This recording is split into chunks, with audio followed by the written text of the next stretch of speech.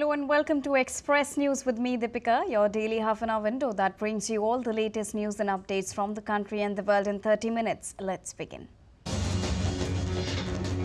India and Australia are holding second India-Australia 2+2 ministerial dialogue and the 14th Foreign Ministers Framework Dialogue in New Delhi to further strengthen their comprehensive strategic partnership.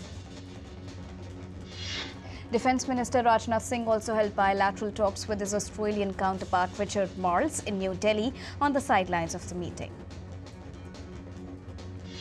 Australia's Deputy Prime Minister and the Defence Minister Richard Marles and Australian Minister for Foreign Affairs Penny Wong laid wreath at the National War Memorial ahead of the 2+2 meeting in India's Delhi this morning.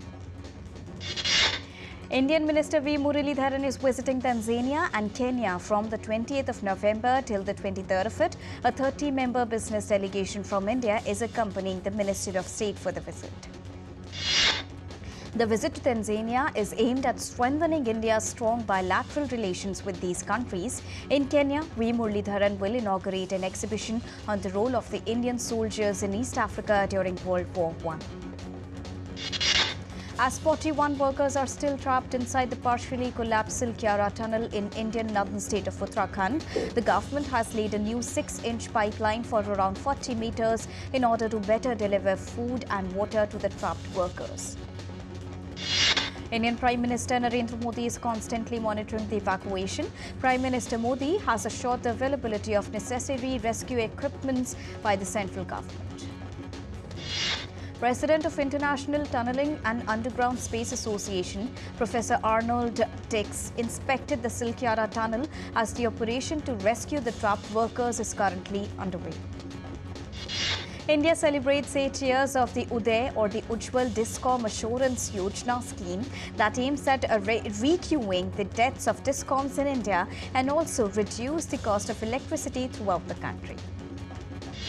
Uday, launched by Ministry of Power in 2015. The whole of India is connected by a single grid now. India's World Bank Ease of Getting Electricity ranking improved from 112 in 2014 to 29 in 2018. Massive fire engulfed at least 25 boats in the Indian state of Andhra Pradesh at Visakhapatnam. The fire that started with the first boat eventually spread to multiple boats that led to severe damage to the region. The blaze was brought under control. Investigations are underway as the cause of the fire is yet to be ascertained. No casualties or injuries were reported in the incident. Indian President Draupadi Murmu inaugurated the 36th Annual Conference and Literary Festival of All India Santali Writers Association in Baripada and in the Indian state of Odisha today. President emphasized on how Indian literature plays an impactful role in shaping the society. Indian Finance Minister Nirmala Sitharaman inaugurated the World Heritage Week celebrations of Archaeological Survey of India at Tamil Nadu's Madurai on Monday. The week-long exhibition is showcasing the history, architecture, iconography and inscriptions of the major rock-cut temples in South Tamil Nadu. The major attractions on display are the historic architectures of India, showcasing the legacy of Indian culture. India's Information Technology Minister Ashwini Vaishnaw has said American tech giant Apple will boost iPhone manufacturing in India as Apple is aiming iPhone's production worth $12 billion in India by March 2024. The move comes as Apple steps up efforts to meet festive demand in the US and the West. Around 70% of iPhones produced in India are exported. The company has exported iPhones worth 5 billion rupees from India between April and October this year. In India's Jammu and Kashmir, the Viksit Bharat Sankalp Yatra outreach is being observed. The Yatra aims to reach out to people, create awareness and provide benefits to the welfare schemes for the people. Myanmar soldiers who fled into the Indian state of Mizoram after intense gunfights with the militia group People's Defence Forces have been repatriated to their country. India's Parliamentary Affairs Ministry has invited citizens to participate in the Constitution quiz and online reading of the preamble. The ministry has also made 2 web portals operational to ensure maximum public participation in run-up to Constitution Day on the 26th of November. Moving on to business and economy, the Indian benchmark indices ended lower for the second consecutive session on Monday, with the Sensex closing down 139.58 points at 65,655.15. Nifty fell 37.8 points to end at 19,694. The Indian rupee fell 9 paise to close at all-time low of 83.35 against the US dollar. Gold future maturing on the 5th of December stood at 60,662 rupees per 10 grams on Multi-Commodity Exchange of India Limited. Silver futures maturing on the 5th of December stood at 72,754 rupees per kilogram on the MCX. On Monday, Brent crude futures climbed 11 cents to $80.72 US a barrel, while US West Texas Intermediate crude was at $75.97 US a barrel. Dollar slid to more than 2-month low on Monday, extending a downtrend from last week as traders turned their attention to when the Federal Reserve could begin cutting the rates. Microsoft has hired OpenAI co-founder Sam Altman and Greg Brockman to head up a new advanced AI research team, the software conglomerate's chief, Satya Nadella, confirmed on Monday. Australia's second-largest telco, Optus CEO Kelly Bayer Rosmarin resigned on Monday, days after a massive network-wide outage that left millions of Australians without a phone or internet service for 12 hours. Japanese shares hit highs on Monday as strong earnings and offshore demand fueled a 3-week winning streak, while the yuan was nudged higher by China's central bank. An update on Israel-Hamas conflict now. Yemen's Houthis seized a British-owned and Japanese-operated cargo ship in the southern Red Sea. Israel has described the incident as an Iranian act of terrorism with consequences for international maritime security. Japan seeks the early release of crew members from the seized cargo ship. Japan's Chief Cabinet Secretary Hirokazu Matsuno said Japan firmly condemned the act and was working with the relevant countries for the early release of the vessel and its crew. The Israeli army on Sunday released a video showing security camera footage of what they say were the Hamas terrorists bringing in hostages from Israel into the Shifa hospital on the 7th of October attack day. The video appeared to show 2 hostages being brought into the Al-Shifa hospital. Men can be seen in the CCTV video, which is date-stamped 7th of October. One of the hostages appears to be resisting, the other shown on a stretcher. Israeli forces also said that 19-year-old Noah Marciano was abducted and murdered by Hamas terrorists on the 7th of October as her body was found and extracted by IDF troops adjacent to the Shifa hospital in Gaza. IDF further said that due to the ongoing combat, Marciano's captor was also killed. The IDF on social media site X said it revealed a significant 55-meter-long terrorist tunnel 10 meters underneath the Al-Shifa hospital complex during an intelligence-based operation. According to the IDF, the tunnel entrance contains various defense mechanisms such as a blast-proof door and a firing hole in an attempt by Hamas to block Israeli forces from entering. It further said these videos prove that Hamas is using residents of the Gaza and patients of Al-Shifa hospital as human shields. Arab and Muslim ministers called on Monday for an immediate ceasefire in Gaza as their delegation visited Beijing. The officials holding meetings with China's top diplomat Wang Yi are from Saudi Arabia, Jordan, Egypt, Indonesia, Palestine, and the Organization of Islamic Cooperation, among others. France is planning to send more medical supplies and a second hospital ship to Gaza. France will send an airplane with more than 10 tons of medical supplies at the start of the week and will contribute to European Union medical aid flights on the 23rd and 30th of November. Argentina celebrated the victory of libertarian Javier Milei as their new president, winning with nearly 56% votes as against his rival Sergio Massa, who scored 44% of the total votes. Argentina is battered by triple-digit inflation, looming recession and rising poverty.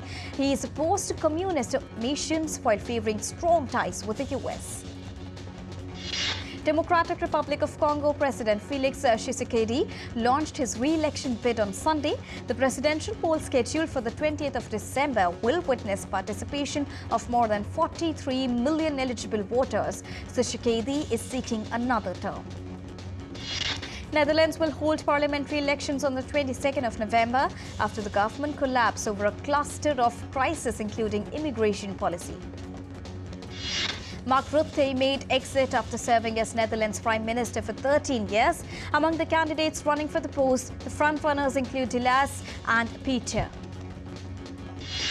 Voters in Moldova gave majority to President Maya Sandu's party in one-off elections held on Sunday, supporting her drive to join the European Union, which is seen as a successful outcome. In New Zealand, the National Party, ECT New Zealand and New Zealand First agreed on policy programs after final negotiations on Sunday. New Zealand had gone to polls to elect new Prime Minister last month. Luxon's National Party won the largest share of votes in New Zealand's 14th October general election but needed support to form the government. The parties are yet to decide on ministerial positions. Russian nationalist Igor Girkin, who is in custody awaiting trial for inciting extremism, said he wanted to run for the president. He, however, said that he understood the March election would be sham with the winner already clear. Jailed Russian nationalist warns of sham presidential election. And now on to update from Russia-Ukraine war. Ukrainian President Volodymyr Zelensky on Sunday demanded rapid operation changes for soldiers and announced the dismissal of the commander of military's medical forces. Former First Lady of the United States, Rosalynn Carter, has died aged 96. A close advisor to her husband, Jimmy Carter, during his term as the US President, Rosalynn advocated for better treatment of the mentally ill. New Delhi's air quality shifted from severe to very poor category on Monday, offering a slight respite from prolonged hazardous conditions. The Indian Meteorological Department has predicted isolated heavy rainfall spells in parts of southern Indian states of Tamil Nadu and Kerala for this week. One more quake survivor died due to extreme cold in Nepal's earthquake hit Jajarkot. Among the quake survivors, extreme cold has claimed 8 lives so far.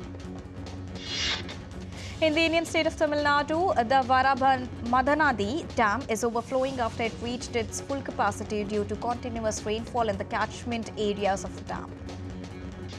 Srinagar city in the Indian Union Territory of Jammu and Kashmir continued to be covered with dense fog for a third consecutive day on Monday morning. With the fog persisting, school buses and vehicles continue to face challenges in harsh winter conditions. Icelandic officials expressed solidarity with residents on Monday amid concerns of an impending volcanic eruption. Brindavakis town centre now displays visible cracks, rendering its main street impassable, with the ground sinking in some areas. Northern Ireland braces for a chilly start for the week as low pressure dominated, bringing heavy rain and an increasing cool wind on Monday. The autumn storm, which wreaked havoc and brought unexpected snowfall to Bulgaria, is now moving away towards the Black Sea. Indian festival of Chhath Puja came to an end after devotees offered prayers to the rising sun on the banks of various sacred rivers, including Yamuna and Ganga. Hundreds of Indian people origin from New Jersey and New York flocked to the waterfronts in the United States to celebrate the auspicious festival of Chhath. Several iconic buildings across India, including the Rashtrapati Bhavan and the India Gate, have been illuminated in blue light under the global Go Blue campaign to mark the World Children's Day celebrated on the 20th of November. The 2023 Shillong Cherry Blossom Festival held in the northeastern state of Meghalaya concluded.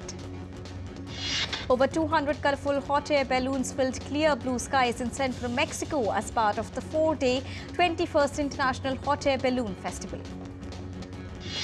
Disney's first Frozen themed land has opened to the public at the Hong Kong Disney Resort. US President Joe Biden and First Lady Jill Biden served Thanksgiving dinners to military personnel on Sunday at a Friendsgiving event in Virginia. Members of southern Mexico's third gender called mutes community dressed in traditional dresses. Taylor Swift fans attended her eagerly expected show in Rio de Janeiro on Sunday after a fan died in sweltering conditions that led to a last-minute postponement.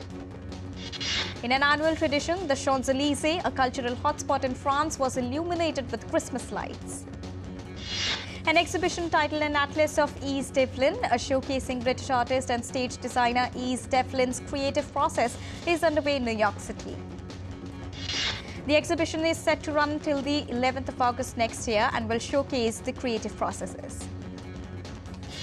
The National Museum of Natural History in France is exhibiting sculptures of animals lit with low-consumption LED bulbs. A felt hat worn by French Emperor Napoleon Bonaparte during his reign at the helm of the French Empire fetched more than $2.1 million at an auction. Thousands of marathon runners took part in Havana's annual Maratona race on Sunday across some of the Cuban capital's most iconic landmarks. The 54th International Film Festival of India commenced today in southern Indian city of Goa. Indian Minister of Information and Broadcasting Anurag Singh Thakur inaugurated the 17th edition of the largest South Asian film market, Film Bazaar, at IFFI. Indian actor Karishma Tanna will be hosting the 9-day International Film Festival of India being held from the 20th till the 28th of November in Goa. Bollywood icon Madhuri Dixit will be honoured with a special recognition for contribution to Bharatiya cinema. Renowned Hollywood actor and producer Michael Douglas will be honoured with the Satyajit Ray Excellence in Film Lifetime Award at the festival. The 45th edition of the festival, Do Three Continents, held in France, is set to host a 9-film retrospective of celebrated Indian actor Amitabh Bachchan. Emmy-nominated Indian actor Shefali Shah, Veer Das and Jim Sir posed together at a special gala ahead of Emmy Awards. Makers of drama series Aam Aadmi Family have announced the 4th season of the show, which will release on OTT platform ZEE5. New animated musical movie titled Wish, marking Walt Disney Co.'s 100th anniversary, set to reach back to its modest beginnings with its release. American country singer-songwriter Morgan Wallen dominated the 2023 Billboard Music Awards with 11 wins, including Top Male Artist and Top Country Artist. American pop sensation Taylor Swift won big at the 2023 Billboard Music Awards. Korean pop group New Jeans has become the first 4th-generation girl group to win a Billboard Music Award. K-pop boy group Stray Kids bagged the top K-pop album award at the Billboard Music Award for their 3rd album. Mexican hitmaker Pepso Lumo took home the award for top Latin song. American songbird Mariah Carey brought on the holiday spirit with her performance of All I Want for Christmas Is You. Novak Djokovic trounced home favourite Jannik Sinner in straight sets to win the ATP finals. Djokovic's victory concludes a year in which he won 3 of the 4 Grand Slam titles and seized back the world #1 spot from Carlos Alcaraz. George Russell accepted the blame for costly Las Vegas Grand Prix collision.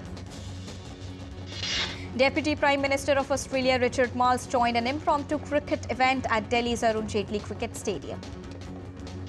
Spain defeated Georgia by 3-1 in their final Euro 2024 qualifying match. Portugal trounced Iceland by 2-0 at home to finish their Euro qualifying campaign. Scotland finished their Euro qualifying campaign with a frenetic home draw against Norway.